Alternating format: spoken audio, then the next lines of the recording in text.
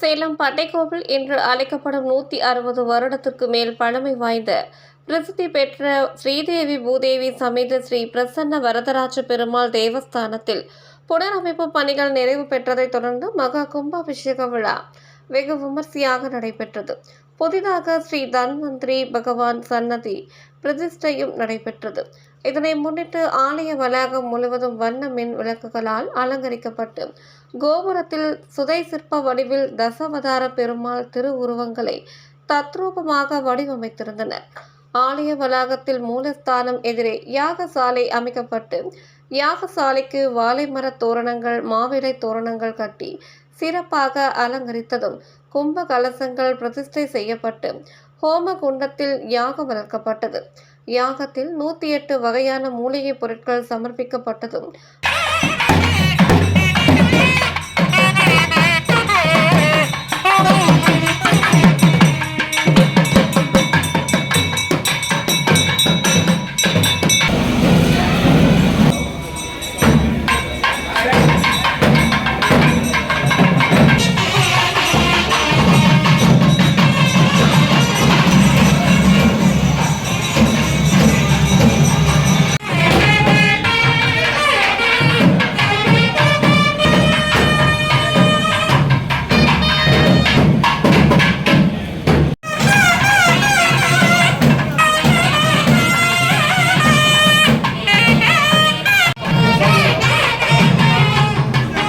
நிறைவாக ஹோம குண்டத்தில் பட்டு வஸ்திரம் பட்டு சேலை சமர்ப்பிக்கப்பட்டதும் மகா தீபாராதனை காண்பிக்கப்பட்டது.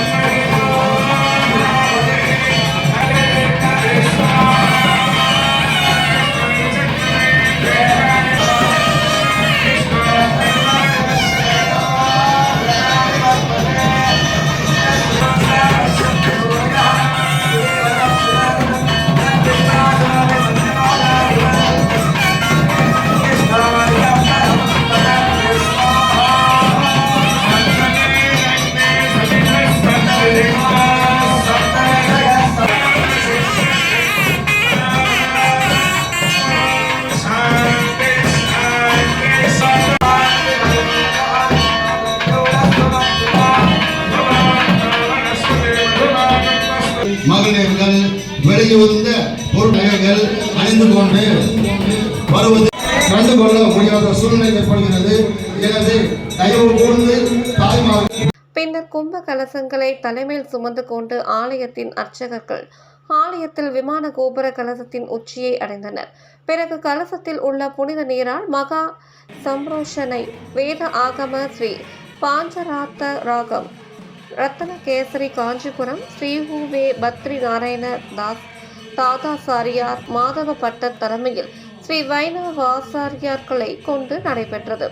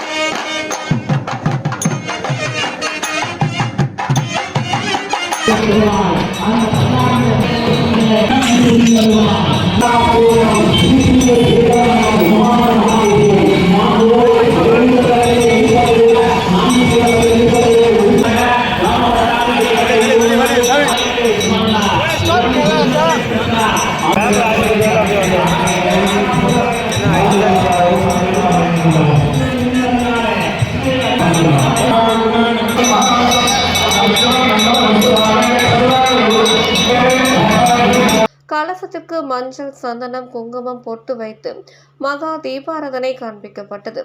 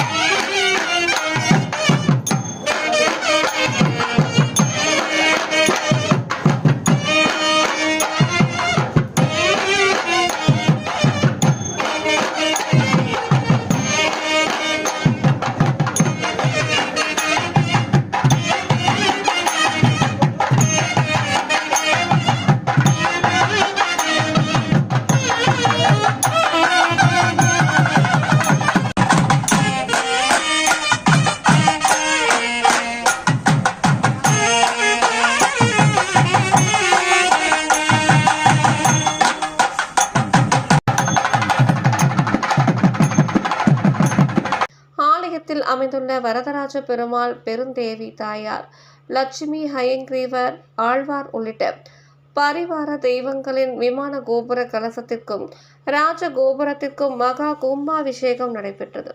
தொடர்ந்து ஆலயத்தின் மூலஸ்தானத்தில் காட்சியளிக்கும் ஸ்ரீதேவி பூதேவி சமேத ஸ்ரீ பிரசன்ன வரதராஜ பெருமாளுக்கு கலசத்தில் உள்ள புனித நீர் தெளிக்கப்பட்டதும் தெய்வங்களுக்கு நெய்வேத்தியம் சமர்ப்பிக்கப்பட்டு மகா தீபாராதனை காண்பிக்கப்பட்டது.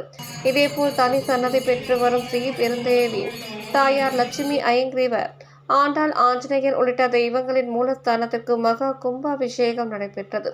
தொடர்ந்து சுமார் 5000க்கும் மேற்பட்ட பக்தர்கள் கும்பாபிஷேக விழாவில் கலந்து கொண்டு கோவிந்தா கோவிந்தா என்ற கோஷத்துடன் வழிபட்டனர். கலந்து கொண்ட பக்தர்கள் அனைவருக்கும் கும்பாபிஷேகம் செய்யப்பட்ட புனித நீர் தெளிக்கப்பட்டது.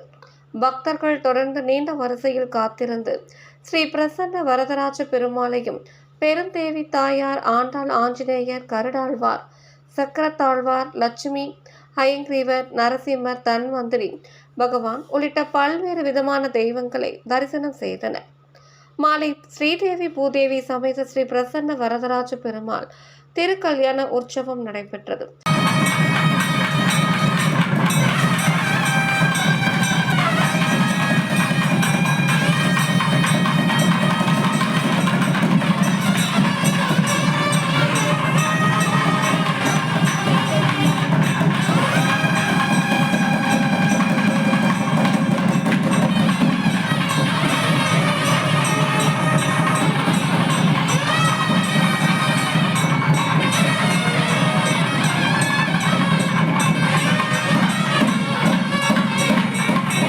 பிறகு தங்க சேச வாகனத்தில் எழுந்தருளி திருவீதி உலா வந்து பக்தர்களுக்கு காட்சியளித்தார். கலந்து கொண்ட பக்தர்கள் அனைவருக்கும் துளசி தீர்த்தம், சடாரி மரியாதையுடன் அனைவருக்கும் அன்னதானம் வழங்கப்பட்டது.